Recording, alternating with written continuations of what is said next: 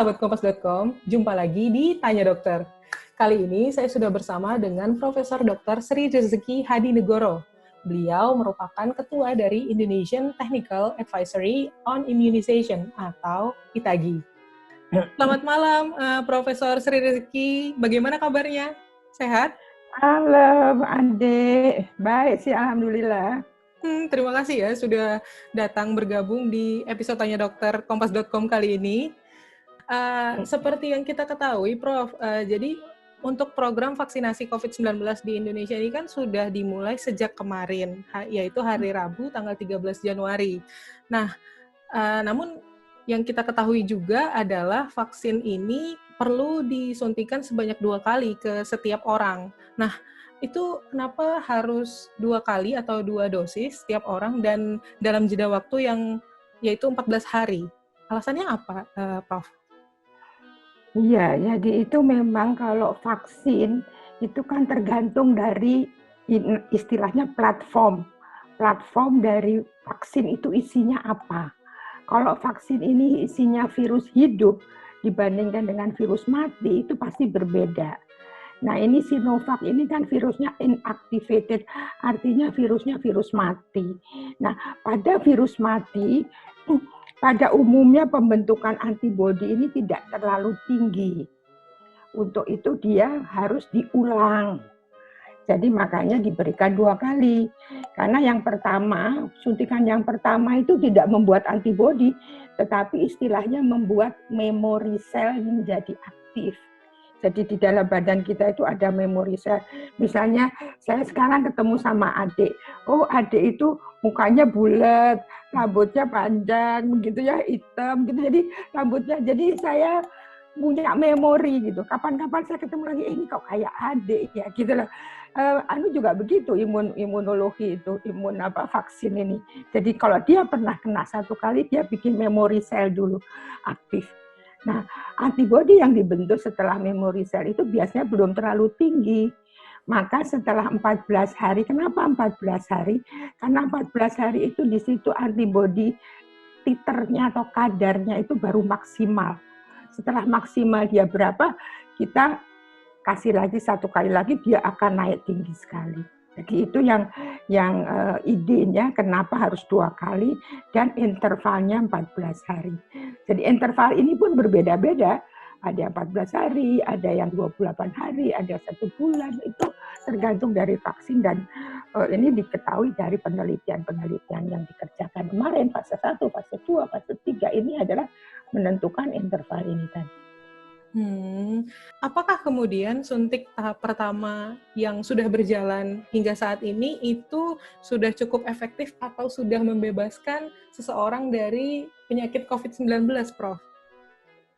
Iya, kalau seperti tadi saya ceritakan, dia belum membuat antibodinya menjadi sampai istilahnya adalah di atas ambang pencegahan atau protective level. Di mana ambang pencegahan itu baru dicapai itu tadi setelah 2 kali dengan jeda 14 hari dia baru tercapai. Sehingga kalau baru 1 kali itu tentunya dia belum punya antibodi yang cukup untuk melawan COVID. Jadi memang harus dilengkapi 2 kali. Ini tidak boleh tidak.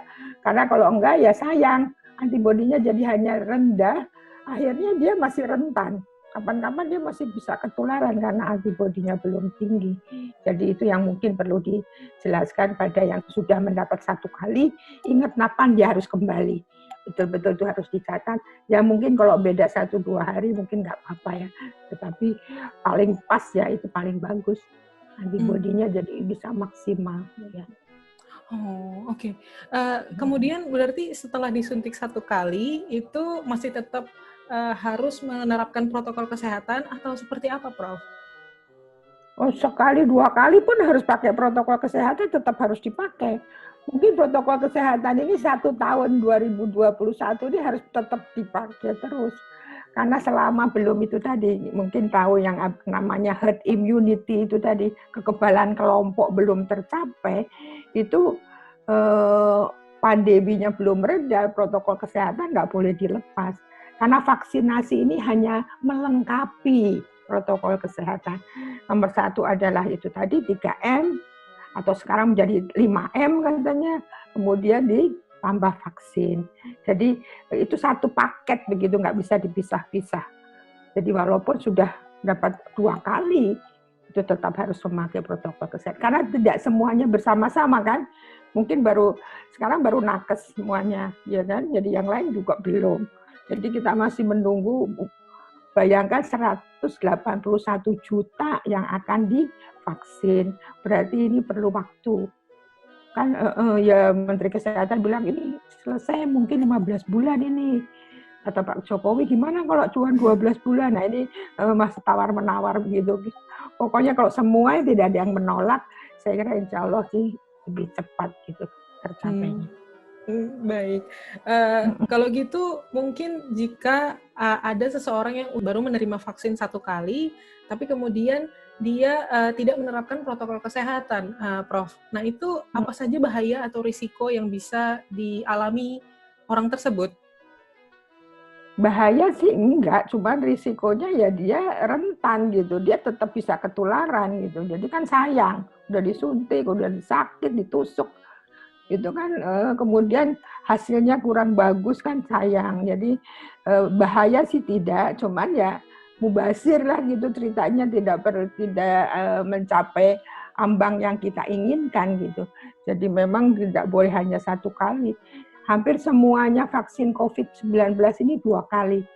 Ada 1 kali dari Johnson, tapi itu belum ada di pasaran. Tapi yang ada di pasaran semua 2 kali. Karena memang kelihatan kalau 1 kali cepat lagi turunnya dan tidak mencapai kadar yang kita inginkan dan tidak bertahan lama. Ini kan kita pengennya tahan lama, jangan cuma 2-3 bulan kemudian habis, percuma nanti vaksinasi seperti itu. Jadi kita perlu betul-betul mencapai kadar yang kita inginkan. Lalu Prof, idealnya nih setelah divaksin, apakah kita perlu karantina selama mungkin 14 hari sampai disuntik vaksin kedua gitu? Itu Ya gimana? nggak usah, buat apa? Nggak usah lah. Ini kan sebetulnya virusnya virus mati. Virus mati itu kan nggak bikin sakit, nggak menular lagi. Itu kan hanya untuk dirinya sendiri saja. Kepentingan untuk mencegah. Sehingga dia nggak perlu diisolasi. Dia biasa aja, tetapi harus pakai masker, harus cuci tangan, harus jaga jarak. Itu yang harus dikerjakan. Tapi tidak perlu diisolasi. Cukup ya seperti biasa aja kayak sebelum diimunisasi. Jadi tetap menerapkan protokol-protokol yang kita sudah tahu itu tadi. Oke deh, Profesor Dr. Sri Rezeki Hadinegoro, terima kasih atas waktunya dan sudah bergabung di Tanya Dokter, udah sharing-sharing sama sahabat Kompas.com yang menyaksikan video ini. Semoga bermanfaat untuk para sahabat Kompas.com ya. Oke.